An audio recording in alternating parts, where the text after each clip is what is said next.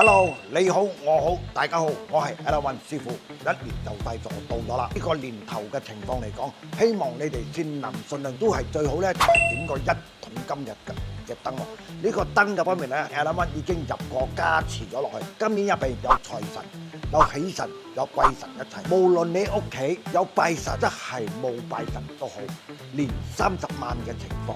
最好就點一個嘅燈，呢個一桶金嘅方面嚟講，有幫人哋入咗經，加咗錢落去，增加你哋每一位嘅弟子嘅家中嘅人，希望佢一年好過一年，風生水起，心想事成。嗱，呢個呢就係一桶金啦，睇到冇？新嘅年嚟，希望大家都攞到頭一桶金啊嘛！每一年年頭嘅情況點燈呢係非常好嘅，會增加你哋每一個人嘅運氣、財運一齊。